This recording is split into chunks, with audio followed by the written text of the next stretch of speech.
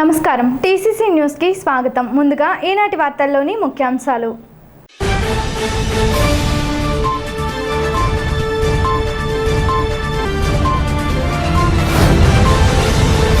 హైదరాబాద్ లో deputy CM దేవాదాయ శాఖ మంత్రి కొట్టు సత్యనారాయణకు ఘన స్వాగతం పలికిన వైసీపీ శ్రేణులు, కాపు సంఘ నాయకులు.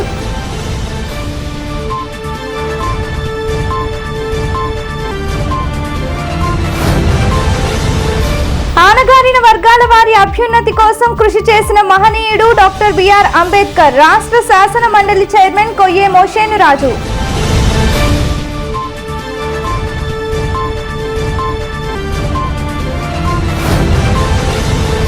ఫైర్ స్టేషన్ పునఃనిర్మాణం కోసం ఆంజనేయ స్వామి గుడిలో 6 అడుగుల భాగాన్ని డ్రిల్లింగ్ మిషన్తో తొలగింపు. బీజేపీ నాయకులు నిరసన.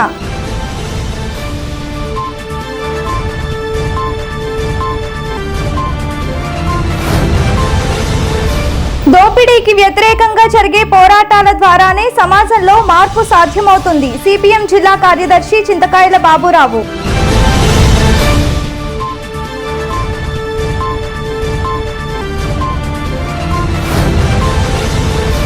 అన్ని వర్గాల వారి సంక్షేమానికి వైసీపీ ప్రభుత్వం చిత్తశుద్ధితో కృషి చేస్తోంది. వైసీపీ యువనేత కొట్టు విశాల్.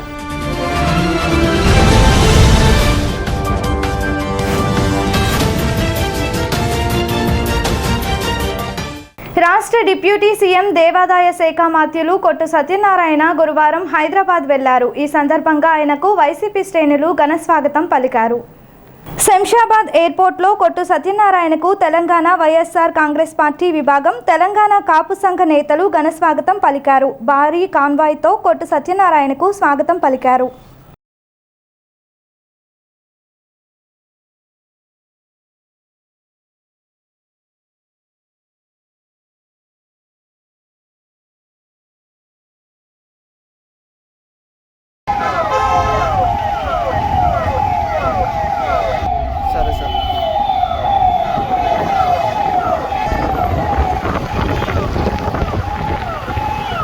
తీసినావా?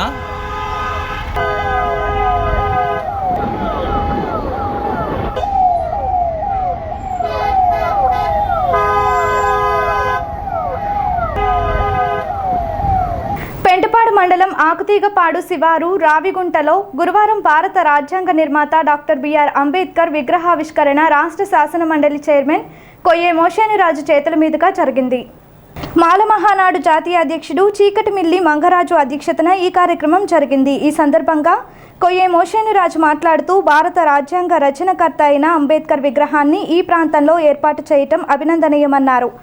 ఆనగారిన వర్గాల వారి అభ్యున్నతి కోసం బిఆర్ అంబేద్కర్ చేసిన కృషి మరువరానిదని పేర్కొన్నారు. అంబేద్కర్ ఆశయ సాధన కోసం అందరూ కృషి చేయాల్సిన అవసరం ఉందన్నారు.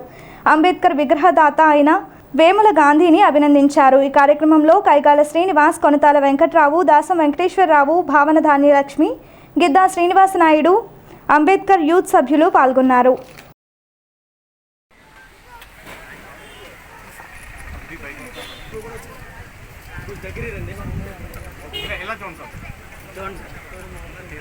అంబేద్కర్ మన కోసం రిజర్వేషన్లు రాసి, లేకపోతే ప్రత్యేకమైన నియోజకవర్గాలు సృష్టించి ప్రతి మనిషికి ఒక ఓటు హక్కును కల్పించి, కులం లేకుండా, మతం లేకుండా, ప్రాంతం లేకోకుండా, మరి భాష అనేటువంటి భేదం లేకోకుండా, ఉన్నవాడు లేనివాడు అనేటువంటి భేదం లేకోకుండా ఆయన 18 సంవత్సరాలు నిన్నటువంటి స్త్రీ పురుషులందరికీ కూడా ఓటు హక్కు కల్పిస్తే ప్రత్యేక నియోజకవర్గాలు పెట్టి ఆ యొక్క రిజర్వేషన్ నియోజకవర్గాలు పెడితే ఆ రోజున జరిగినటువంటి మొదటి ఎన్నికల్లో ఆయన అనేక మంది అగ్రవర్ణాలు వచ్చి మా నియోజకవర్గంలో పోటీ చేయండి, మా నియోజకవర్గంలో పోటీ చేయండి అంటే, కాదు నేను ఏదైతే కోరుకున్నారో రిజర్వేషన్ ఫలాలు అందరికీ అందాలి, అదే రిజర్వేషన్ నియోజకవర్గంలో నేను పోటీ చేస్తానని చెప్తే ఒక చదువు రాని వ్యక్తి మీద ఆయన ఘోరంగా ఓడిపోవటం జరిగింది.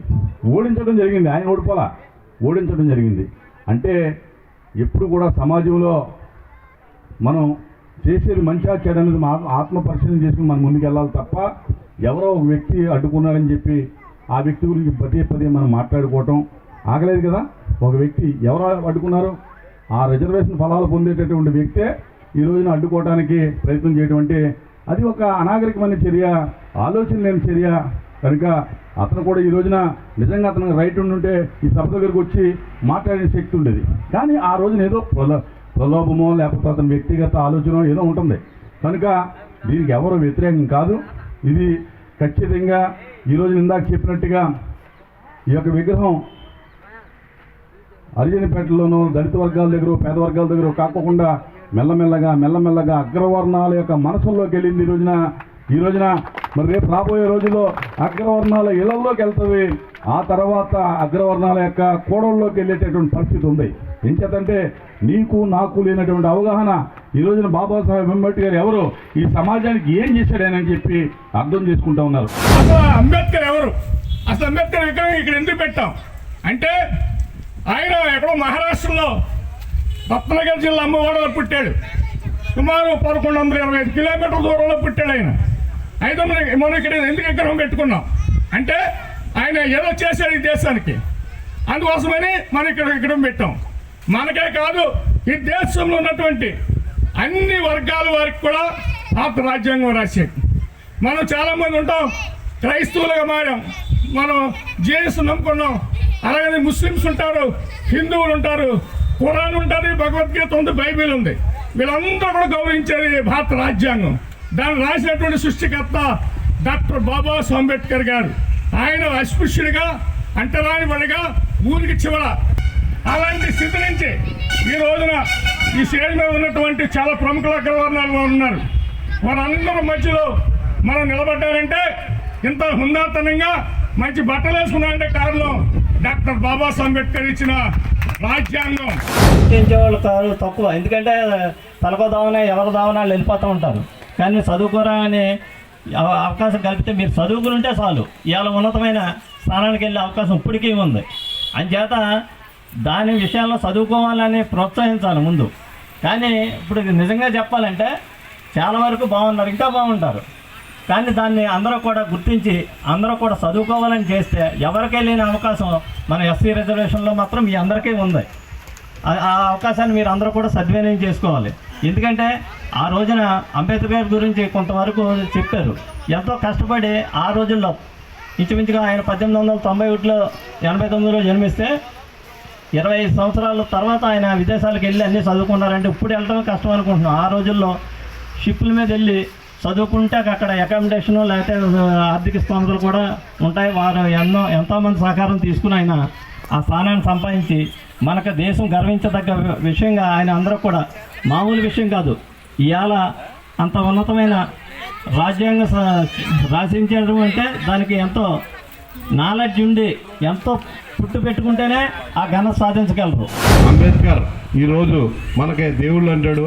ఆయన రాసిన రాజ్యాంగమే ఈనాటికి కూడా అమల్లో ఉన్నది.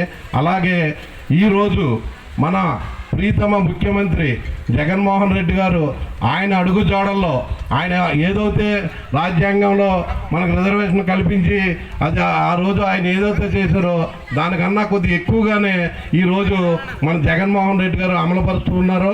అలాగే మన ఎస్సీ వర్గాలకేంటి, బీసీ వర్గాలకేంటి అన్ని వర్గాలకు కూడా ఉన్నతమైన పదవులు వస్తున్నాయి. అలాగే మన మోసేన్ రాజు గారు కూడా మన ఊహించిన పదవులోకి మన జిల్లా నుండి వెళ్ళటం మన అందరికి కూడా చాలా ఆనందదాయకం. ఇవాళ మన ముఖ్యమంత్రి గారు తర్వాత మన ఉన్నతమైన పదవి ఏదంటే మన మోసేన్ రాజు గారిది. మన దగ్గరలో ఉన్నారు కాబట్టి మనకి తెలియట్లేదు. మన ముఖ్యమంత్రి తర్వాత ఇవాళ మనకి మోసేన్ రాజు గారే మనకు ముఖ్యం. అలాగే మన జిల్లాలో ఉండటం అనేది మాకు మహా ఆనందం.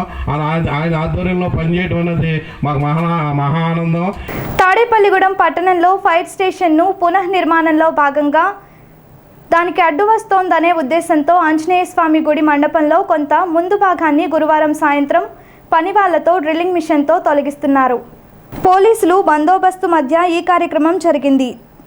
దేవాలయంకు ఇబ్బంది రాకుండా ఫైర్ స్టేషన్ నిర్మాణంలో వాహనాల రాకపోకల కోసం గుడి ముందు కొబ్బరికాయలు అమ్మే ప్రదేశం వద్ద ఈ తొలగింపును చేపట్టారు.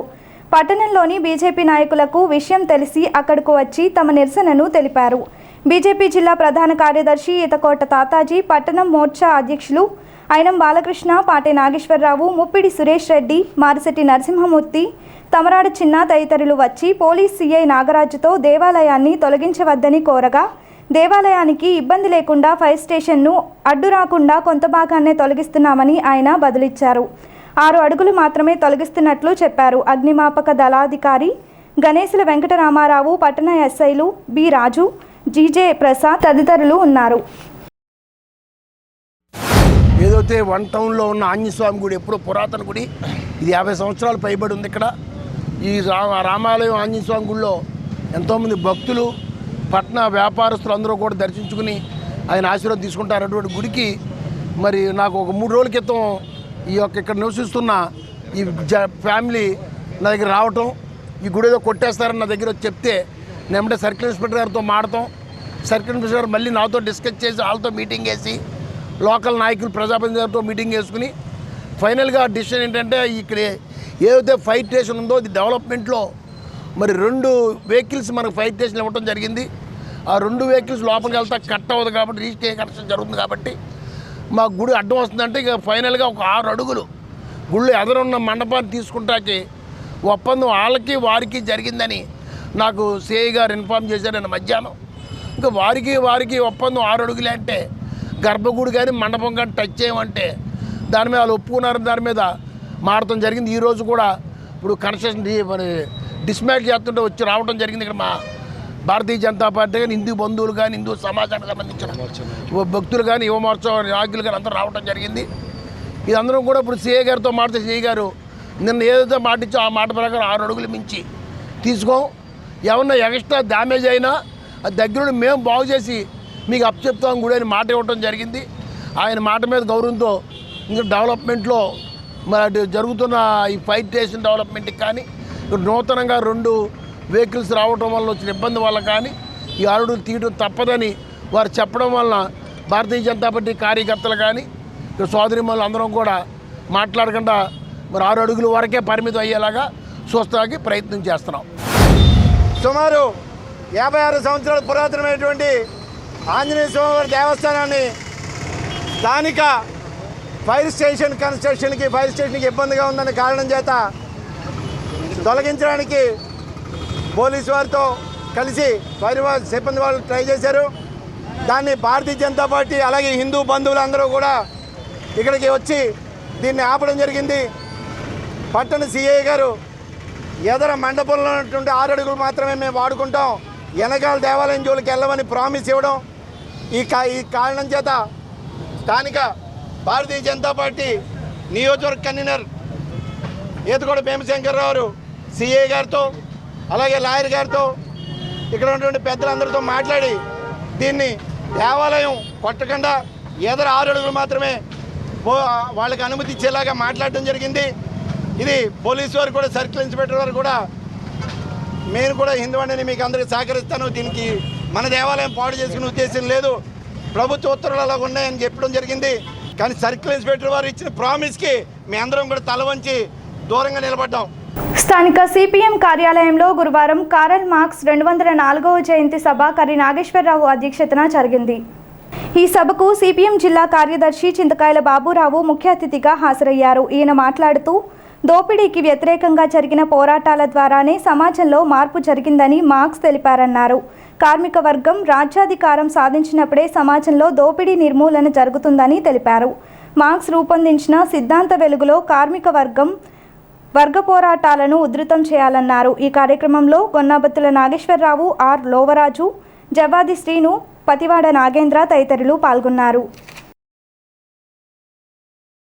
తాడేపల్లిగూడమే కాదు, రాష్ట్రమే కాదు, దేశమే కాదు, ఈ రోజున 150కి పైగా దేశాల్లో కార్ల్ మార్క్స్ 204 జయంతి సభలను నిర్వహించుకుంటున్నారు. కోట్లాది మంది శ్రామికులు ఈ రోజున కార్ల్ మార్క్స్ని స్మరించుకుంటున్నారు అని అంటే దానికి కారణం కార్ల్ మార్క్స్ ఈ ప్రపంచంలో ఉన్నటువంటి శ్రమజీవులు అందరికీ కూడా ఒక ఆయుధాన్ని అందించారు. అదే కమ్యూనిస్టు పార్టీ ప్రణాళిక, అదే పెట్టుబడి రాజకీయ విశ్లేషణ అనేటువంటి పెట్టుబడి గ్రంథం, చారిత్రక భౌతికవాదాన్ని తదితర సైద్ధాంతిక అంశాలని కార్మిక వర్గానికి అందించడం జరిగింది. ఈ రోజున చాలామంది అనుకుంటూ ఉంటారు సమాజంలో ధనిక పేద అనేటువంటి తేడా లేకుండా ఉంటే బాగుంటుంది, లేదా శ్రమజీవులు పేదవాళ్ళుగాను సంపన్నులు మరింత సంపన్నులుగా ఉండడానికి కారణాలు ఏమిటి, ఇవి పరిష్కారం అయితే బాగుంటుందని చెప్పి ఎవరికి వాళ్ళు ఆలోచిస్తారు. కొంతమంది కర్మ సిద్ధాంతాన్ని నమ్ముతారు. పూర్వజన్మలో పాపం చేశాం కాబట్టి ఈ జన్మలో పేదవాడిగా ఉన్నామని చెప్పేటువంటి పద్ధతిలో కొంతమంది చెబుతారు. కానీ కార్ల్ మార్క్స్ వీటినన్నింటినీ కూడా పక్కకు తోసి ఈ రోజున పేదవాళ్ళు మరింత పేదవాళ్ళుగా ఉండడానికి కారణం ఏమిటనంటే, ఈ దేశంలో, ఈ సమాజంలో, ఈ ప్రపంచంలో సంపద సృష్టించేటువంటి వారు రాజ్యాధికారానికి రావాలి. సంపద సృష్టించేటువంటి వాళ్ళకి ఆ సంపద యొక్క ఫలాలు పూర్తిగా అందడం లేదు, శ్రమ దోపిడీకి గురవుతున్నారు. ఆ సంపదని సంపన్నులు, పెట్టుబడిదారులు పొందడం ఫలితంగానే శ్రామికులు మరింత శ్రామికులుగా ఉండిపోతున్నారు. పెట్టుబడిదారులు, బడా కార్పొరేట్లు మరింత సంపదను పొందుతున్నారు అనేటువంటి గుట్టుని కార్ల్ మార్క్స్ ఆ రకంగా బయటపెట్టడం జరిగింది. అది కమ్యూనిస్టు ప్రణాళిక ద్వారా, పెట్టుబడి గ్రంథం ద్వారా ప్రపంచ ప్రజానీకానికి తెలియజేయడం జరిగింది. ఈరోజు కార్మిక వర్గానికి తన దశని నిర్దేశించినటువంటి వ్యక్తిగా కార్ల్ మార్క్స్ ఉన్నారు. కార్మిక వర్గ పోరాటాలకి, ఈ ప్రపంచంలో కార్మిక వర్గ విముక్తికి ఆయన మార్గం చెప్పారు. ఆయన రూపొందించిన సిద్ధాంతం, తన మిత్రుడంటే ఎంగెల్స్ తోటి తను రూపొందించిన సిద్ధాంతాలు, మార్క్సిస్ట్ సిద్ధాంతం ఏదైతే ఉందో ఈ సిద్ధాంతం ఇవాళ ప్రపంచ పోరాటాలకి, కార్మిక వర్గ పోరాటాలకి, పేదవాళ్ళ పోరాటాలకి ఆదర్శంగా ఉన్నాయి. ఈ దేశంలో ఉన్నటువంటి కానీ ప్రపంచవ్యాప్తంగా ఉన్న కార్మికుల యొక్క దోపిడీకి ఈ పెట్టుబడిదారీ విధానంలో ఉన్నటువంటి అవకాశమే ప్రధాన మార్గంగా ఉంది.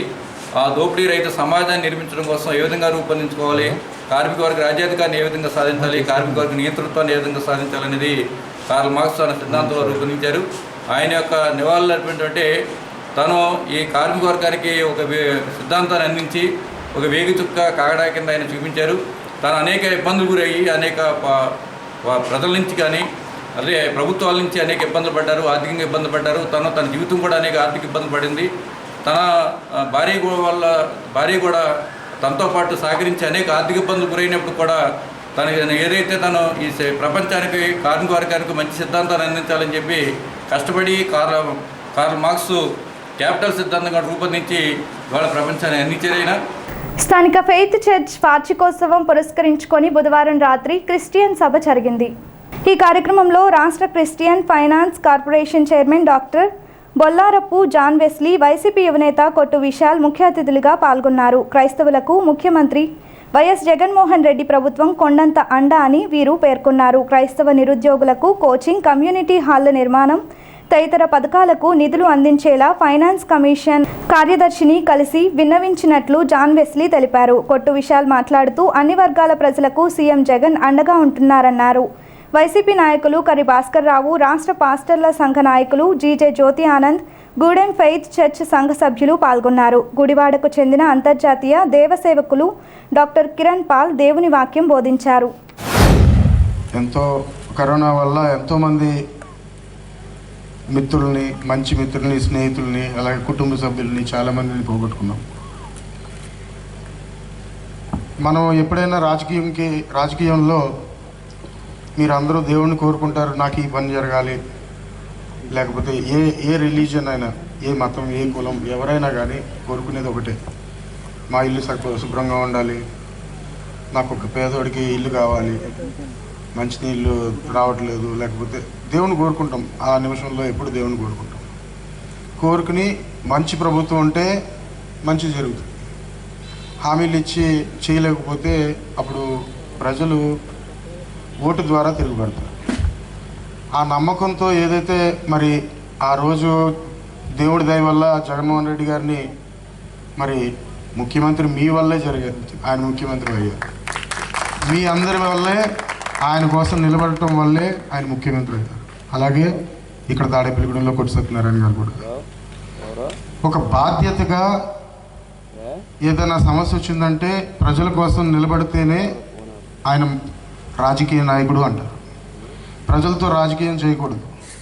కానీ రాజకీయాలు పేరుతో కొంతమంది ప్రజలతో రాజకీయాలు చేస్తారు చూడండి, వారిని దేవుడు ఎప్పుడు శపిస్తాడు. అందుకే కొంతమంది మూల కూర్చుంటారు. అలాగే మరి కరోనా సమయంలో ఇందాక జ్యోతి ఆనంద్ గారు చెప్పినట్టు ఎంతోమంది చనిపోయారు. అలాగే కడియాత జాన్ వెస్లీ గారు అప్పుడు మరి నాకు ఇంకా గుర్తు, ఆయన మెసేజ్ చనిపోయిన ఒక గంటన్నర ముందర ఆయన మెసేజ్ కూడా పెట్టారు, నాకు వాయిస్ మెసేజ్ పెట్టి. మనం విశ్వ ప్రయత్నాలు చేసాం. అటువంటి రోజులు మళ్ళీ రాకూడదు. చాలా ఓ రకం కాదు, ఒకళ్ళకి సంబంధాలు లేని పరిస్థితి, ఒకళ్ళొకరు మాట్లాడుకోలేని పరిస్థితి, ఏం జరుగుతుందో ఏం తెలియని పరిస్థితి. ఎవరు చనిపోయినా సరే మన వాట్సాప్లో చూసుకునేసరికి పలానా ఆయన పోయారా అని చెప్పి బాధపడుతుంది తప్పితే కానీ మనం ఏం చేయలేని పరిస్థితుల్లో ఆ రోజున కూడా జాన్ వెస్లీ గారి గురించి చెప్పారు కదా, ఇక్కడ ఆయన పాస్టర్ గారు, మన ఉప ముఖ్యమంత్రి, మన ప్రీతం శాసనసభ్యులు, దేవాదాయ శాఖ మంత్రి కొట్టు సత్యనారాయణ గారికి తెలియజేయడం జరిగింది. వెంటనే అక్కడ బెడ్ ఏర్పాటు చేయడం జరిగింది. కానీ ఆ కరోనా టైంలో వాస్తవం చెప్పాలంటే కొంటే ప్యానిక్ అయిపోయి ప్రతి ఒక్కరు భయపడిపోయి ఎక్కువ భయంతో ఎక్కువ సగం కేసులు పోయినంటే కూడా చనిపోయిన అందరూ కూడా ఈ ప్యానిక్ అయిపోవటం వల్ల జరగడం జరిగింది. ఆ టైంలో కూడా ప్రత్యేకంగా చెప్పాలంటే మన విశాల్ గారు కూడా రాత్రి బావులు అసలు మన నియోజకవర్గానే కాదు బయట నియోజకవర్గం నుంచి కూడా చాలామంది ఈ ఆక్సిజన్ కోసం ఆ రోజున హాస్పిటల్ అడ్మిషన్ కోసం చాలా యాత్ర పడ అందరికీ ఎటువంటి ఇబ్బంది కలగజేయకుండా ఇది ఏర్పాటు చేయడం జరిగింది. అలాగే కొట్టు సత్యనారాయణ గారు కూడా ఇక్కడ ప్రత్యేకంగా ఆక్సిజన్ ప్లాంట్ ఏర్పాటు చేసి ఆక్సిజన్ అందరికి అందేలాగా దగ్గర 200 బెడ్లు పైన వచ్చేలాగా చేయడం జరిగింది. ఇదంతా దేవుని కృప, దేవుని యొక్క విశ్వాసం, నమ్మకంతో మనం ముందుకెళ్ళగలటం జరిగింది. ఈ వార్షికోత్సవ వేడుకకు 48 సంవత్సరాల వార్షికోత్సవ వేడుకకు ఎంత రాత్రి సమయం అయినా ఎంతమంది ఇక్కడ ఉన్నారంటే ఈ యొక్క ఫెయిత్ చర్చ్ నిర్వాహకుల మీద మీకు ఎంత ఫెయిత్ ఉందో మనం అర్థం చేసుకోవచ్చు. 48 సంవత్సరాలు ఒక వ్యవస్థను నడిపించడం చిన్న విషయం కాదు. ఒక 5 సంవత్సరాలు 10 సంవత్సరాలు నడిపించడానికే కష్టతరం అవుతున్న ఈ రోజుల్లో ఒక సంఘంలో 3-4 సంవత్సరాలకే విభేదాలు వస్తున్న ఇలాంటి సందర్భాల్లో గత 45 సంవత్సరాలుగా ఈ యొక్క చర్చిను ఎంత ఘనంగా నడిపించుకొస్తున్నారంటే దానికి ముఖ్య కారకులు ముందుగా జ్యోతి ఆనంద్ గారి తల్లిదండ్రులు. వాళ్ళు వేసిన పునాదిలోనే ఆ మార్గంలోనే ప్రయాణిస్తూ మీ అందరి మన్ననలు పొందుతున్న జ్యోతి ఆనంద్ గారు ఎంతైనా అభినందనీయులు. మరి వారు చెప్పినట్లుగా మరి ఇప్పుడు ఉప ముఖ్యమంత్రి గారు చేత మనం గత క్రిస్మస్కి పాస్టర్స్ అసోసియేషన్ యూపీఏ క్రిస్మస్కి వారిని ఆహ్వానించి ముఖ్య అతిథిగా మరి వారిని రిక్వెస్ట్ చేశాం. క్రైస్తవులకున్న 2 అవసరతలు, మొదటిది బరియల్ గ్రౌండ్, అదేవిధంగా రెండవది క్రిస్టియన్ కమ్యూనిటీ హాల్ తాడేపల్లిగూడెం మండలంలో ఒకటి, పెంటపాడు మండలంలో ఒకటి ఇవ్వమని మన అసోసియేషన్ తరఫున వారిని రిక్వెస్ట్ చేసినప్పుడు వారు క్రిస్టియన్ కమ్యూనిటీ హాల్ ఏర్పాటు విషయంలో ప్రయత్నం చేస్తానని వారు మనకు మాట ఇచ్చారు. మరి ఇప్పుడు విశాల్ గారు కొంచెం వారు రాష్ట్రం అంతా తిరుగుతుంటారు కాబట్టి మీరు దాన్ని బాధ్యతగా తీసుకుని మనకు మంచి 2 హాల్స్ పెంటపాడు మండలంలో ఒకటి, గూడెం మండలంలో ఒకటి ఇప్పించవలసిందిగా. మరి కొట్టు విశాల్ గారు కాబోయే ఎమ్మెల్యే అని నేను ఎందుకన్నానంటే ఆయన్ని ఏదో ముఖస్తుతి చేయడానికి కాదు, ఆయనలో ఆ నాయకత్వ లక్షణాలు నేను చూశాను కాబట్టి అన్నాను. నాయకత్వ లక్షణాలు అంటే తప్పకుండా దేవుడు ఒక అవకాశం ఇస్తాడు. అంత మాత్రమే కాదు, ఒక గొప్ప నాయకుడికి ఆయన కుమారుడు కాబట్టి వారి కోసం మన యొక్క డిప్యూటీ సీఎం గారి యొక్క కుటుంబం కొరకు మనం ప్రార్థన చేద్దాం. ఇప్పుడు కొన్ని ప్రకటనలు. లలిత హాస్పిటల్ ఎముకలు, కీళ్లు, వెన్నుపూస శస్త్రచికిత్స వైద్య నిపుణులు doctor Kancharla Sai Prithvi MBBS MS ortho. మా హాస్పిటల్ ప్రత్యేకతలు: ట్రామా ఫ్రాక్చర్ కు శస్త్రచికిత్స చేయబడును, జాయింట్ రీప్లేస్మెంట్ సౌకర్యం, కీళ్ల మార్పిడి, వెన్నుముక డిస్క్ ప్రాబ్లం శస్త్రచికిత్స, స్పోర్ట్ ఇంజురీస్ కి చికిత్స, ligament and tendon injuries, diabetic foot care, sugar పుండ్లు చికిత్స, కీళ్ల వాతములకు చికిత్స, physiotherapy, HF, digital X-ray, CRM సౌకర్యం సౌకర్యం ద్వారా శస్త్రచికిత్స ఇంకా ఐసీయూ, స్పెషల్ రూమ్లు, జనరల్ రూములు కలవు. యాక్సిడెంట్ కేసులు 24 గంటలు చూడబడును. ఫోన్ బుకింగ్ సౌకర్యం కలదు. మా అడ్రస్ లలిత హాస్పిటల్, నందిబొమ్మ ఎదురుగా, baby centre road, Tadepalligudem. Phone number 08818222536, cell 9121754595. గత 25 సంవత్సరముల నుండి కేబుల్ రంగంలో అత్యంత మన్నికైన సేవలు అందిస్తూ మీకు ఎల్లప్పుడూ అందుబాటులో ఉంటున్న మీ టీసీసీ ఇప్పుడు ఇంటర్నెట్ రంగంలో కూడా అలాగే సేవలందిస్తూ మీ ఆదరాభిమానాన్ని పొందాలని ఆశిస్తున్నాము. మమ్మల్ని ఇంతకు ముందు వలె ఆదరిస్తారని ఆశిస్తూ ఇంటర్నెట్ కోసం వెంటనే కేబుల్ ఆపరేటర్ ని సంప్రదించండి లేదా 9885867666 కి కాల్ చేసి సంప్రదించండి.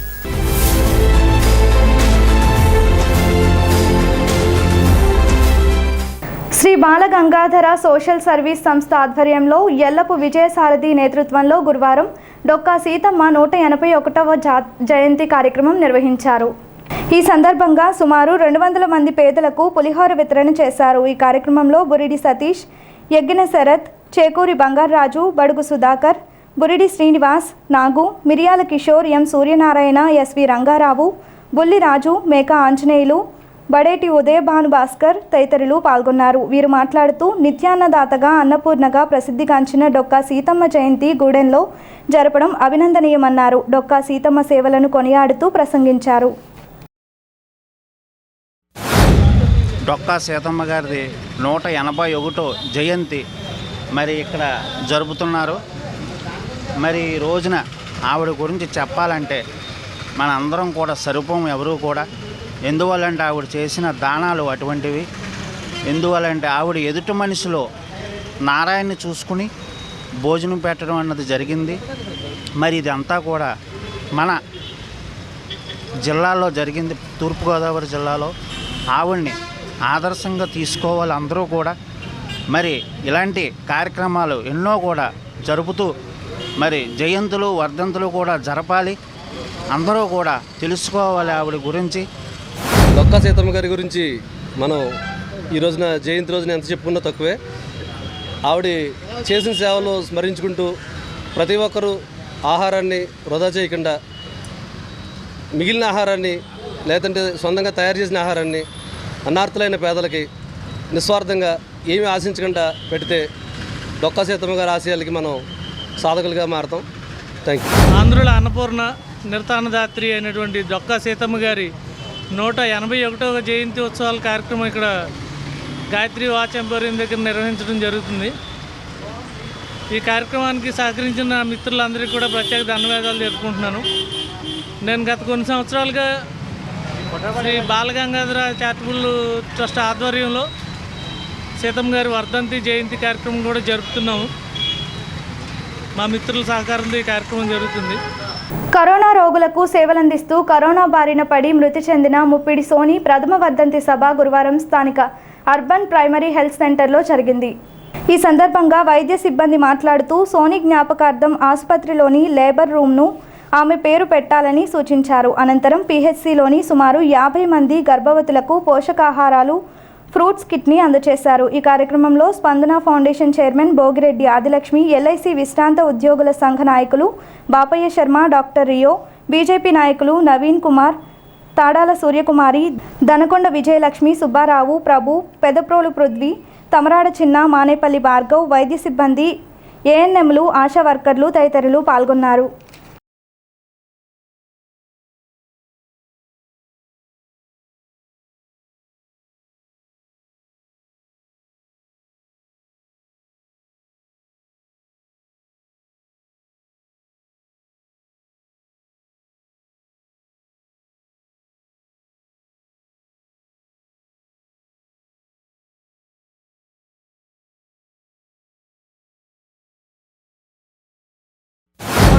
గత ఏడాది చాలా విపత్కరమైనటువంటి పరిస్థితుల్లో ఉన్నాము. అప్పుడు 7వ నెల గర్భవతిగా ఉన్నప్పటికీ కూడా ఆమె విధి నిర్వహణలో కరోనా పేషెంట్లకు సేవ చేస్తూ ఆ కరోనా పేషెంట్లకి సేవ చేసే సందర్భంలో ఆవిడకి కరోనా సోకి లోపలున్న శిశువుతో పాటు సోని గారు కూడా మరణించడం మనం ఇప్పటికీ మర్చిపోలేకపోతున్నాం. ఆమెతో పనిచేసినటువంటి స్నేహితురాలు సోని గారి పుట్టినరోజు జనవరి 11వ తారీఖు సందర్భంగా ఒక కార్యక్రమం ఏర్పాటు చేసినప్పుడు ఆమెతో పనిచేసిన సిబ్బంది అందరూ ముందు నుంచి చివరి వరకు బాధపడుతూనే ఉన్నారు. ఈ రోజుకి కూడా సురేష్ గారిని మనం పలకరిస్తే సోని గారి ప్రస్తావన వస్తే వారి కంటి నుంచి జలజల కన్నీరు ద్వారా వస్తూనే ఉంటుంది. అది మనం చూసినప్పుడు మనకి చాలా బాధగా ఉంటుంది. ఎందుకంటే మన సహచరులు కానీ ఎవరినైనా కోల్పోయినప్పుడు అది విపరీతమైన మనకి బాధ కలుగుతుంది. అయితే ఆవిడ జ్ఞాపకంగా ఏదైనా చిన్న కార్యక్రమం చేయాలని ఈరోజు ఈ అర్బన్ హెల్త్ సెంటర్కి వచ్చి వారు కృతజ్ఞతగా మీ అందరికీ కొంత సహకారం అందించాలని కోరుకోవడం వారిని ఎంతైనా అభినందించాలి. వ్యాక్సినేషన్ చేస్తూ అలాగే వాళ్ళ క్వారంటైన్ సెంటర్ ఇక్కడ ఎల్ఎన్టీ వాళ్ళు కట్టిన క్వారంటైన్ సెంటర్ ఎల్ఎన్టీ హౌస్లో ఉండేది. అక్కడికి పేషెంట్లను తరలిస్తూ సుమారుగా అంతకుముందు ఒక 4-3 నెలలు వర్క్ చేసి ఆమె కూడా ఏప్రిల్ నెలాఖరున కోవిడ్ అటాక్ కావడం, ఆమెను ఇక్కడి నుంచి ఏలూరు రాసం, అక్కడి నుంచి గవర్నమెంట్ జనరల్ హాస్పిటల్ విజయవాడ తరలించడం, మే 5వ తేదీన అంటే గత సంవత్సరం ఇదే రోజున ఇప్పుడు సోని ఇలాగే మీలాగే పనిచేసిన ఒక ఏఎన్ఎం విజయవాడ గవర్నమెంట్ హాస్పిటల్లో జనరల్ హాస్పిటల్లో ఆమె తుది శ్వాస పెట్టడం, ఇవన్నీ మనకి చాలా అంటే ఇవాళ తలుచుకుంటే చాలా బాధాకరమైన పరిస్థితి. దేశానికి సరిహద్దుల్లో మన దేశాన్ని కాపాడడం కోసం తుపాకులు కూర్చుని ఎవరైతే యుద్ధం చేస్తూ ఉంటారో వాళ్ళందరినీ గ్యారంటీ అంటారు. అంటే సౌర చక్రాలు ఇస్తారు వాళ్ళు ఎవరైనా చనిపోతే దేశం కోసం ప్రాణాలు వేస్తూ ఉంటారు. ఇక్కడ కూడా శత్రువు మీద పోరాటం జరిగింది. ఇందాక డాక్టర్ రియో చెప్తున్నారు. ఇది కోవిడ్ అనేది భారతదేశానికి కాదు ప్రపంచవ్యాప్తంగా 210 దేశాలకి సుమారుగా కొన్ని కోట్ల మంది ప్రాణాలు పట్టుకుపోయిన ఒక పెద్ద శత్రువు, కనిపించని శత్రువు. ఆ శత్రువుతో పోరాటం చేసే ఒక ఫోర్స్లో అది పోలీసు ఉన్నారా, మెడికల్ ఉన్నారా, పారామెడికల్ ఉన్నారా, ఎవరెవరు వీళ్ళందరూ కూడా ఎంతో ధైర్యంగా పోరాటం చేయడం ద్వారా కొన్ని లక్షల మంది ప్రాణాలను కాపాడడం కోసం కొంతమంది అమరులు అయిపోతున్నారు. మనం కోల్పోయిన తర్వాత మా ఇండియన్స్ కాబట్టి కొలీగ్ అవుతారు. నేను రావటం ఇక్కడికి 2 months అయింది. కానీ ఆవిడ పిక్చర్ చూస్తుంటేనే కళ్ళల్లో తేజస్సు, ధైర్యం, ఆవిడ కళ ధైర్యవంతురాలు ఆవిడ చూస్తుంటేనే అర్థమవుతుంది. సో కష్టమండి ఒక మనిషిని కోల్పోవటం అనేది. జనరల్గా ఎవరి జీవితంలో అయినా ఒక వయసు వచ్చిన తర్వాత 20 దాటిన తర్వాత ఏ తాతలో మమ్మల్ని అవుతారు. దాని తర్వాత భార్యను కోల్పోవడం అనేది మన సురేష్ గారు ఆయన చాలా ధైర్యంగా ఉన్నట్టు. అయినా సరే ఆయన ఇంకా కోవిడ్ వేవ్ జరుగుతున్నా కూడా ఇవాళ ఇంకా మెడికల్ ఫీల్డ్లో పనిచేస్తున్నారంటే అది నిజంగా అభినందనీయం. అది మీ యొక్క కాజు మీ ఒక్కళ్ళే కాదు, దేశంలో ఎంతమంది అయితే కోవిడ్ వారియర్స్ పనిచేస్తున్నారో అక్కడ శానిటరీ స్టాఫ్ దగ్గర నుంచి మున్సిపాలిటీ వాలంటీర్స్ దగ్గర నుంచి highest level health commissioner, military front line agents, police officers వీళ్ళందరూ పోరాటాలు, ఇలాంటి వాళ్ళు చాలామంది త్యాగాల వల్ల ఇవాళ ఇన్ని లైఫ్స్ ఇండియా సేవ్ చేయగలిగింది. స్థానిక ఎఫ్సిఐ కాలనీ రోడ్ నెంబర్ 6లో ఎఫ్సిఐ కాలనీ రెసిడెన్సీ అసోసియేషన్ ఆధ్వర్యంలో మజ్జిగ చలివేంద్రం ఏర్పాటు చేశారు. ఈ చలివేంద్రాన్ని గురువారం ఉదయం ప్రారంభించారు. ఈ కార్యక్రమంలో అసోసియేషన్ అధ్యక్షుడు రంగారావు, కార్యదర్శి ఎంఎన్ఎస్కే జనార్దన్, కోశాధికారి పరమాత్మ, నాగరాజు, సత్యనారాయణ, వెంకటాచలం, సాంబశివరావు, సత్యచంద్ర తదితరులు పాల్గొన్నారు. వీరు మాట్లాడుతూ ఈ ప్రాంతంలో వారికి ఉపయోగపడే విధంగా ఈ చలివేంద్రం ఏర్పాటు చేశామన్నారు. కాలనీ రెసిడెన్స్ అసోసియేషన్ వాళ్ళు ఈ కాలనీ అభివృద్ధి కోసం రకరకాల సంక్షేమ కార్యక్రమాలు చేస్తూ క్లీన్ అండ్ గ్రీన్, తర్వాత ఇక్కడ ఉన్నటువంటి వృద్ధులందరికీ ఏవైనా అవసరాలు ఉంటే వాళ్ళ అవసరాలు తీర్చడం, అదేవిధంగా సంక్షేమ కార్యక్రమాల్లో భాగంగానే ఈరోజు ఈ ఎఫ్ఐ కాలనీ రెసిడెన్స్ అసోసియేషన్ తరఫున చలివేంద్రం స్టార్ట్ చేయబడింది. ఈ రకంగా వీలైనంత వరకు సమాజానికి ఏదో సేవ చేయాలనేటువంటి తపనతోటి ఈ ఎఫ్ఐ కాలనీలో ఉన్నటువంటి అందరూ కూడా ఆనందంగా హాయిగా ఉండాలని ఉద్దేశంతో కార్యక్రమాలు చేస్తాం.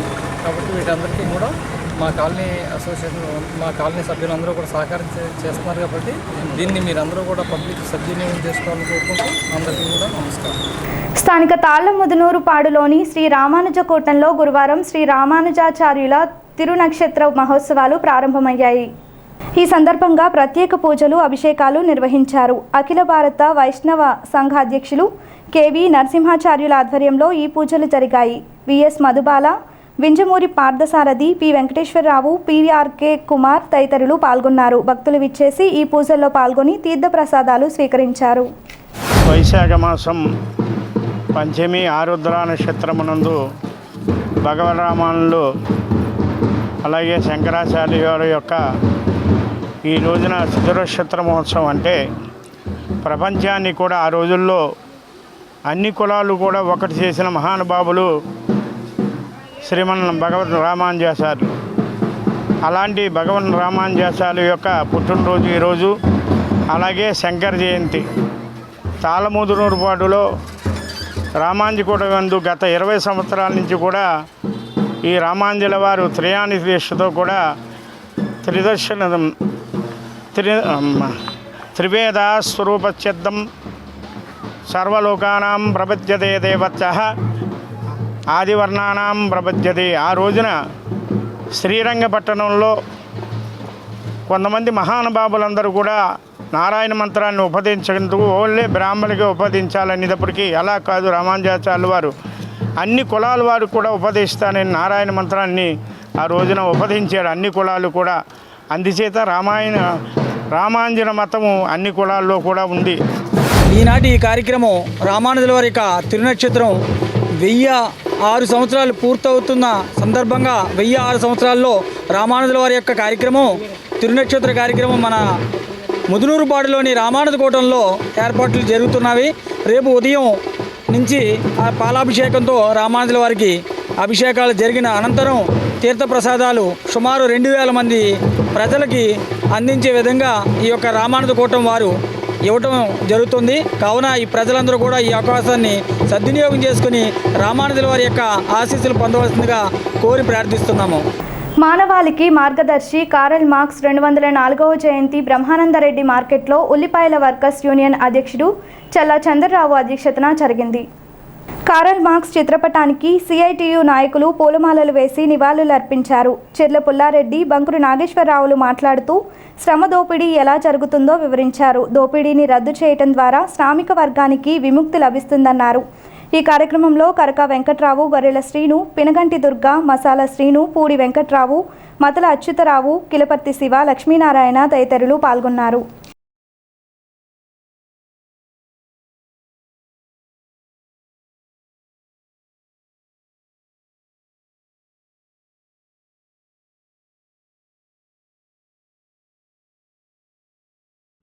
కార్ల్ మార్క్స్ 204వ జయంతి జరుపుకుంటున్నాం మనం. ఆయన రష్యాలో జన్మించారు. ఆయన అయితే ఉన్నత కుటుంబంలో పుట్టాడు. ఆయన పుట్టి శ్రామికుల యొక్క శ్రమ దోపిడీ ఏ రకంగా జరుగుతున్న దాని మీద పెట్టుబడి గ్రంథాన్ని రాశాడు. ఆయన ఉత్పత్తి పంపిణీ కార్యక్రమం ఏ రకంగా జరుగుతుంది, కార్మికుల యొక్క శ్రమ దోపిడీ ఏ రకంగా యజమానులు లాభం పొందుతారనే దాని మీద అతను గ్రంథం రాశాడు.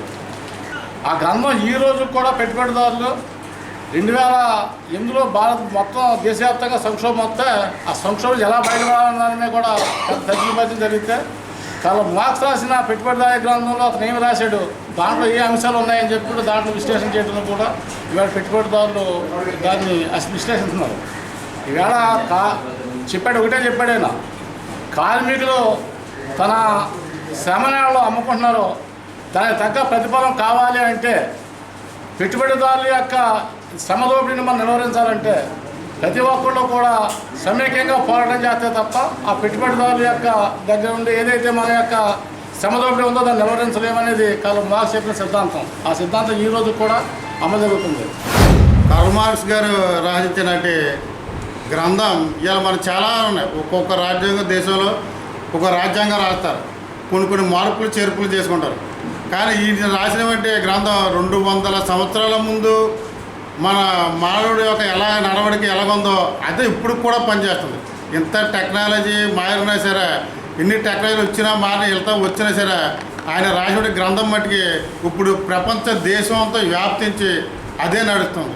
ఏంటంటే మన శ్రమను దోపిడీ చేసేది యజమాని. దాని నుంచి మనం బయటపడాలంటే ఏం చేయాలి? వర్గ పోరాటం చేయాలి. వర్గ పోరాటం చేయాలంటే ఐక్యత కావాలి. అందుకే మన మీడియాలో కూడా మనం చెప్పుకున్నాం ప్రపంచ కార్మికుల గారు ఏకం కండి అని చెప్పి అందుకే చెప్పాడు.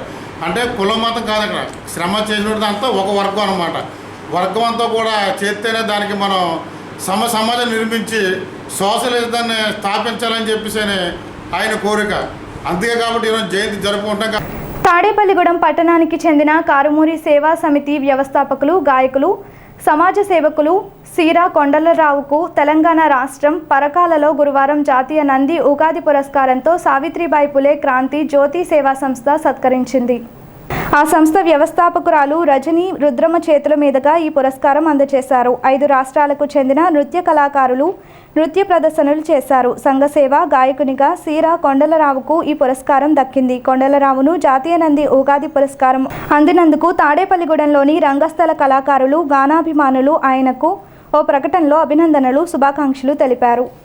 కీటకజనిత వ్యాధులను నివారించడానికి డ్రైడే పాటించడం, పరిసరాలను శుభ్రంగా ఉంచడం చేయాలని Tadepalligudem area malaria sub unit అధికారి వైవి లక్ష్మణరావు సూచించారు. చేబ్రోలు పిహెచ్సి పరిధిలోని తల్లాపురం, అప్పారావుపేట గ్రామాలలో జరిగిన వెక్టార్ కంట్రోల్ హైజీన్ కార్యక్రమాన్ని పరిశీలించడానికి క్షేత్రస్థాయి సందర్శన చేశారు. ఇళ్లను పరిశీలించినప్పుడు పరిసరాలలోని కలుషితాన్ని యాప్లో అప్లోడ్ చేయాలని తెలిపారు. తాగునీటి వనరులు పర్యవేక్షించాలని ఆరోగ్య సిబ్బందికి సూచించారు. గృహ సందర్శనాలలో దోమల లార్వాను ఎలా గుర్తించాలో, వాటిని ఏ విధంగా నియంత్రణ చేయాలో అవగాహన కల్పించారు. ఈ కార్యక్రమంలో గ్రామ ఆరోగ్య కార్యదర్శి శ్రీదేవి, వాలంటీర్లు, అంగన్వాడీ కార్యకర్తలు, ఆశాలు పాల్గొన్నారు. ప్రస్తుతం గ్రామాల్లో జరుగుతున్నటువంటి 45వ విడత ఫేవర్ సర్వే పరిశీలన మరియు గత వారంలో జరిగినటువంటి డ్రైడే ఫ్రైడే కార్యక్రమం పరిశీలించడానికి పొంగుటూరు మండలం, తల్లాపురం గ్రామం, ఏలూరు జిల్లాకి ఇది చేయడం జరిగింది. క్షేత్రస్థాయిలో మరి గృహాలు సందర్శించినప్పుడు అక్కడ నెలకొని ఉన్న పరిస్థితులన్నింటినీ కూడా మా సిబ్బంది ఆన్లైన్లో నమోదు చేయించి సత్వర పరిష్కారం కోసం సంబంధిత పంచాయతీ కార్యదర్శి వారికి నివేదించి అది ఈ రోజులోనే మరి పరిష్కృతం అయ్యేటట్టు చేయడం అనేది ఈ యొక్క కార్యక్రమం ముఖ్య ఉద్దేశము. అలాగే ఈ విధంగా చేయడం ద్వారా గ్రామాల్లో నెలకొన్నటువంటి అపరిశుభ్ర వాతావరణాన్ని ఆన్లైన్లో నమోదు చేసి తర్వాత అపరిశుభ్ర వాతావరణం ద్వారా వచ్చేటువంటి కీటకజనిత వ్యాధులు ఏవైతే ఉన్నాయో వాటి నుంచి ప్రజలందరూ కూడా రక్షించడం కోసం ఈ వెక్టార్ కంట్రోల్ హైజీన్ ప్రోగ్రామ్ అనేది గత 2 సంవత్సరాలుగా ప్రతి గ్రామంలో కూడా ఈ కార్యక్రమాన్ని చేయటం, దాని మీద పర్యవేక్షణ ద్వారా పరిశీలించడం, అలాగే దీని నివేదికను పై అధికారులు నివేదించడం కోసం మరి సబ్ యూనిట్ ఆఫీసర్ గ్రామాన్ని సందర్శించడం జరిగింది. స్థానిక పోలీస్ క్వార్టర్స్ రోడ్డులో గల శ్రీ షిరిడి సాయిబాబా వారి మందిరంలో గురువారం సందర్భంగా ప్రత్యేక పూజలు, హారతులు నిర్వహించారు. తొలుత సాయిబాబాకు విశేష అలంకరణలు చేశారు. అనంతరం ప్రత్యేక పూజలు ప్రారంభించారు. అర్చకుల బ్రహ్మత్వంలో జరిగిన ఈ పూజల్లో భక్తులు పాల్గొని సాయినాథుని దర్శించుకున్నారు. అనంతరం భక్తులకు తీర్థప్రసాదాలు పంపిణీ చేశారు. ఈ సందర్భంగా అర్చకులు మాట్లాడుతూ సాయిబాబా ఆశీస్సులతో అందరికీ ఆయురారోగ్యాలు, అష్టైశ్వర్యాలు సిద్ధించాలని కోరుతూ ఈ పూజలు నిర్వహించినట్లుగా తెలిపారు. మేము పుల్లాక అన్నదానం అది ప్రతి వారం రెగ్యులర్గా చేస్తున్నామంటే ఇక్కడ చుట్టుపక్కల ప్రజలు, నగర ప్రజలు అందరూ కూడా సహకారంతో ఎంతో వైభవంగా చేస్తున్నామండి. అయితే మా చారిటబుల్ ట్రస్ట్ తరఫున ఈరోజు మా తాతయ్య గారు మా ఆదివాసులకు వాళ్ళు బాగా ఏజ్ ఎక్కువగా ఉండి ఎటువంటి ఆదాయం లేనటువంటి వారికి పింఛన్ ఇచ్చేవాడండి. అది కరోనా రీత్యా బాగా పెద్దవాళ్ళకి ఈ పింఛన్ గురించి బయటకు వస్తే ప్రమాదం అని చెప్పి ఆపేసాం. దాన్ని మళ్ళీ ఇప్పుడు పునరుద్ధరిస్తున్నామండి. ప్రతి నెల 10వ తారీఖు నుంచి పింఛన్ ఇస్తామండి. పాత వాళ్ళని అందరికీ ఇస్తామండి. కొత్త వాళ్ళకి మట్టికి ఒకవేళ ఏదైనా అడ్మిషన్ వస్తే మళ్ళీ మేము ఎంక్వైరీ చేసి అప్పుడు ఇస్తామండి. నగర ప్రజలందరూ గమనించగలరు. పింఛన్ తీసుకునే దారులందరూ కూడా ఉదయం 8-10 లోపు వచ్చేయాలండి. అంతకుమించి ఎక్కువ టైం అయితే మేము ఉన్నామండి. అది కూడా గమనించగలరు. ఉదయం 6 గంటల నుంచి కూడా స్వామివారికి విశేషమైనటువంటి అభిషేకాలు, అలాగే పంచామృత అభిషేకాలు, సహస్రనామ పూజా కార్యక్రమాలతోటి విశేషంగా స్వామివారికి పూజలన్నీ కూడా జరిగాయి. అలాగే అన్నదాన కార్యక్రమం కూడా చాలా వైభవంగా 300 మంది దాకా అన్నదానం జరుగుతోంది. ఎంతో భక్తి శ్రద్ధలతో కమిటీ సభ్యులు అలాగే భక్తులు కూడా అన్నదానానికి సహాయ సహకారాలు అందిస్తున్నారు. వారందరూ కూడా సుఖ సంతోషాలు, ఆరోగ్యంతో ఉండాలని కోరుకుంటున్నాం. స్వామివారికి చాలా విశిష్టమైనటువంటి దేవాలయం ఇది. ఇక్కడ ఏ కోరిక కోరుకున్నా మనసులో కోరిక తప్పకుండా భగవంతుడు నెరవేరుస్తాడని భక్తులకి చాలా నమ్మకం. అందువల్లే ఈరోజు అన్నదాన కార్యక్రమం ఏమిటి అన్నీ కూడా ఈ విధంగా అభివృద్ధి చెందడానికి ఎంతో భక్తులందరూ కూడా సహాయం చేశారు. కావున భక్తులందరికీ కూడా ఆయురారోగ్యాలతో ఉండాలని, ఆ భగవంతుడి ఆశీస్సులు మీ అందుండి మరో సంపూర్ణ ఆయురారోగ్యాలతో ఉండాలని కోరుకుంటూ ఈనాటి వార్తలు ఇంతటితో సమాప్తం. నమస్కారం.